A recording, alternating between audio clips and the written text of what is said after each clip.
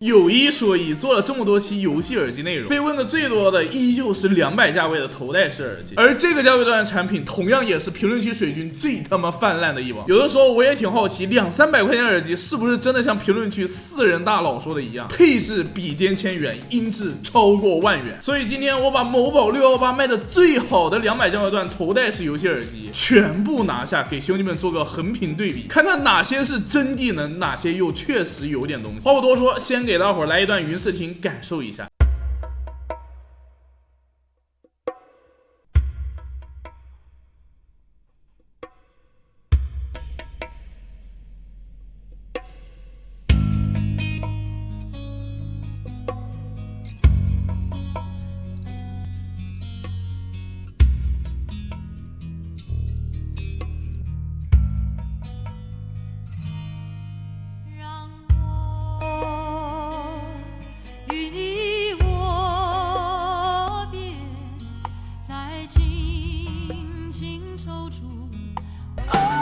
Once upon a time, I didn't give a damn. But now, here we are. So what do you want from me? What do you want from me? Just don't give up. I'm working it out. Please don't give in. I won't let you down. It messed me up. Need a second to breathe. Just keep coming around. Hey, what do you want from me? What do you want from me? What do you want from me? Yeah, it's plain to see.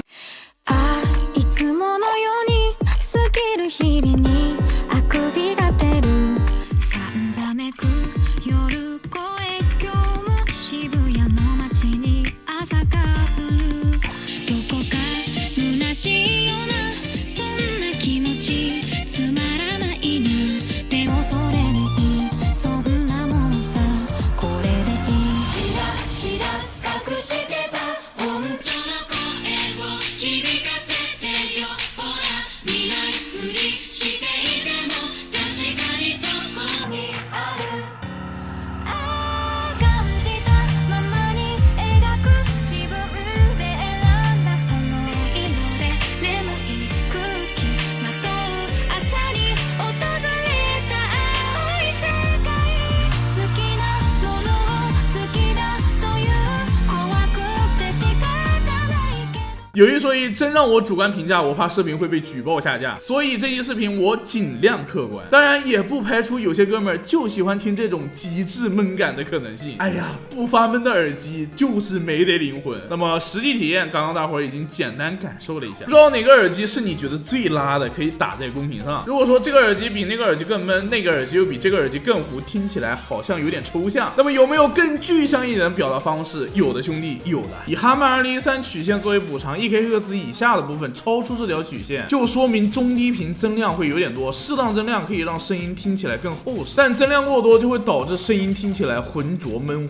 反之，适当减少低音会让背景音听起来更干净，但减少过多就会让声音听起来干瘪纤细。1K 赫兹以上的部分超出这条曲线，说明中高频增量，适当增量可以让声音细节更丰富，解析力更强，声音更明亮，但增量过多就会让声音听起来尖锐刺耳，声音发干发硬。反之，减少可以让声音听起来更平滑柔和，但减量过多就会让声音听起来更闷更糊。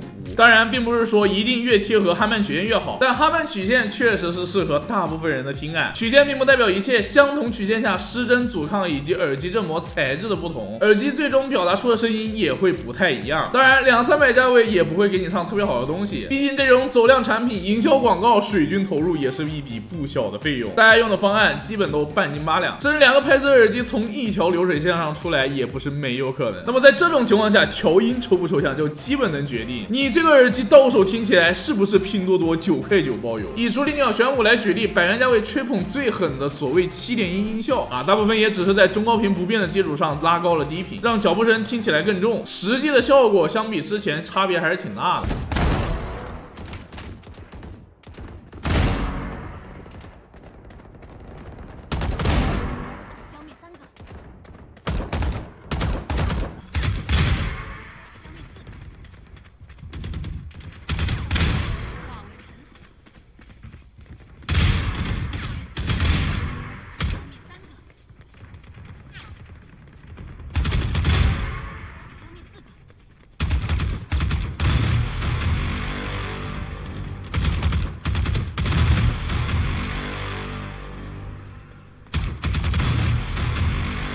这就是调音的魅力。那么新手教程讲完，咱们直接正片。首先 IKF 和西伯利亚这两位选手这个赛季确实有点超模啊，一个200加位霸榜，一个300加位霸榜。不过还好 IKF 这边基本都是蓝牙降噪耳机，不在参赛选手当中。那么西伯利亚这边咱们也取一个销量最高的最终的参赛选手，麦从 V9 IKF V11 竹林鸟玄武漫步者 G2 密神射手座西伯利亚 K03S。还真别说，水军虽然手段丑陋，但效果确实好。从纯粹的屏障曲线来讲，竹林鸟玄武和西伯利亚 K03S 会相对来说正常一点。西伯利亚 K03S 是今年的中低频和中高频贴合，低频以及高频部分做了微量增益，而竹林鸟玄武则是大部分贴合哈曼曲线，但是做的有点坑坑洼洼。漫步者 G2 无线版怎么说呢？低频和高频的增量也是高的有点过了。IKF V11 和密身射手座则是把中高频部分给减少，低频再做了一些增益。说实话 FPS 游戏脚步声位置的限定量大部分都是集中在 2K 到 4K 赫兹的中高频段，你把这部分裁掉，就会导致反馈脚步的声音部分相对来说要小很多。不过好在他们的低频也没有增加多少。当然 AKF 和密声好歹是耳机厂，错也只错了一部分，而我们的麦从大人就与众不同了。虽然不知道它调音的过程是什么样的，但展现出来 V9 耳机的调音，低频拉满的同时中高频直接腰斩，不管是从实际听感还是科学 HiFi 的角度来说啊，那都是完美的避开了正确答案。并且它这个低音增强还是它的音乐模式，这个时候就有人要问了，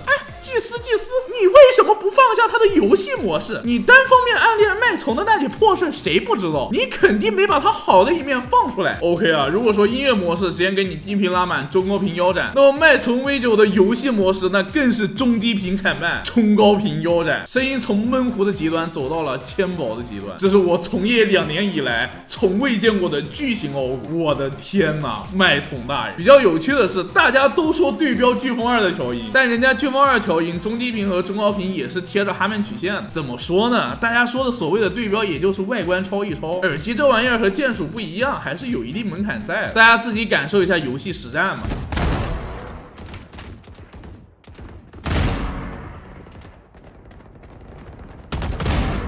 消灭3个，消灭4个，化为尘土。消灭3个，消灭4个。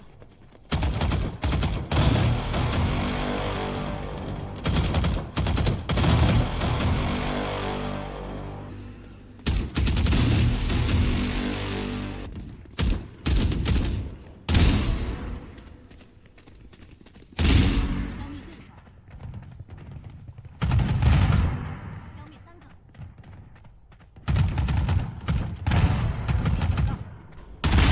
避无可避。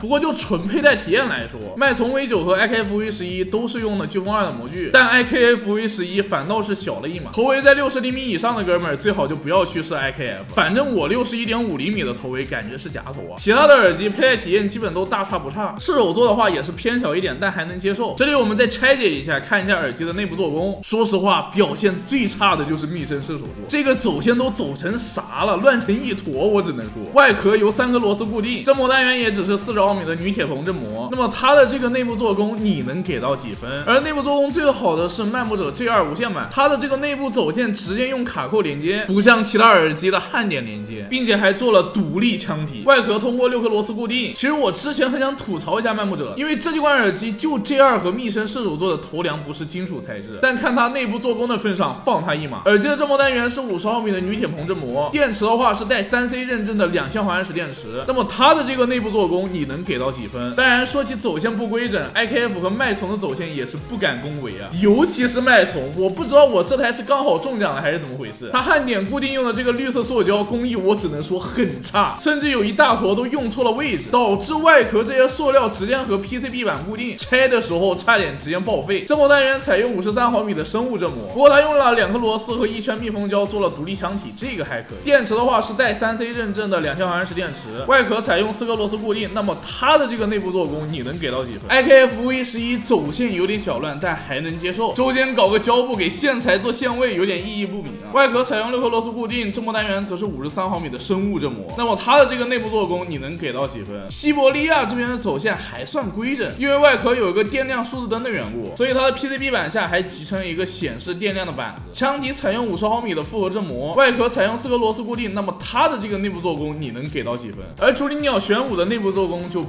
较抽象，它是一整个集成在单元振膜的背部，走线也是比较乱，采用了50毫米复合振膜。它的这个电池比较小，只有1000毫安，相对的续航时间也比较短。外壳采用了5颗螺丝固定，那么它的这个内部做工你能给到几分？麦克风的话，这里就给大家顺带测一下。喂，这里是竹林鸟玄武，现在在检查麦克风的通话是否清晰。1234，1234。Hello， 这里是漫步者 G2 无线版的麦克风测试，1到5分，请给出你的评价。Hello， 这里是 IKF V11 Pro 的麦克风测试，1到5分，请给出你的评价。Hello， 这里是西伯利亚 KN3S 的麦克风测试，1到5分，请给出你的评价。Hello， 这里是麦从 V9 的麦克风测试，1到5分，请给出你的评价。Hello， 这里是密声射手座的麦克风测试，1到5分，请给出你的评价。售后方面表现最好的居然是密声和 IKF， 他们两个严格来说其实是一家。密声支持7天无理由退货，质量问题2年内换新 ；IKF 支持15天无理由退货，质量问题1年内包邮换新，2年质保。其次是西伯利亚、漫步者和竹林鸟，支持7天无理由退货，1年内质量问题包邮换新1次。最后就是麦从这边15天无理由退货，质量问题3个月内包邮换新，1年质保。那么综合来说，西伯利亚的 K03S 从用料做工到调音以及售后这一块是相对来说问题不算太大的，当然也只是说它的游戏模式啊，游戏模式还可以，音乐和电影模式也是调音调的比较抽象。漫步者 G2 的内部做工是最好的，不过它的头梁是塑料，虽然大范围扳折也可以，但终归不如金属。调音这一块我是觉得有点问题，但问题不算太大。麦从 V9 调音这一块基本烂完，内部做工有好有坏，毕竟确实做了独立腔体，这个是好，但也确实做的挺烂的，绿色塑胶都固定错了地方。售后这一块也是最拉的。竹林鸟玄武内部的做工看着也是挺拉，调音还行，但续航这一块和其他耳机比就拉了。大家都是2000毫安，就你1000毫安。密声射手座就更不用说了，有线耳机压根就没续航，内部做工也是最拉，中间用黑布绑了一块 PCB 板子还没固定。调音这块有点问题，但也不是不能听。如果没有麦从 V9 的话，我肯定要说一下这个调音，但和麦从比起来，它的声音反倒觉得还行了。不过售后这一块确实是挺有诚意的，当然具体实施我就不太清楚了。IKF V11 唯一一个我戴着觉得有点小的难受的耳机，都用公膜了，还要特地做小一码，佩戴体验甚至不如麦从，不过音质比麦从要好点。内部做工这一块我是没搞懂这个胶布线位是哪个天才想出来，售后的话也 OK。IKF 和密声的售后政策确实没得喷啊，当然如果他们后面把售后政策改了，那就当我没说。蓝链我也是照常挂，回个血。这视频我把这些耳机全部给你聊明白了，没有甲方会给我米。不过说实话，视频80%也是要被举报下架，如果没下架的话，评论区估计也是一帮水军啊。所以大伙儿喜欢本期视频的话，不妨点个免费的关注支持一下。那么好的，我是祭司，咱们下期视频不见不散，拜拜。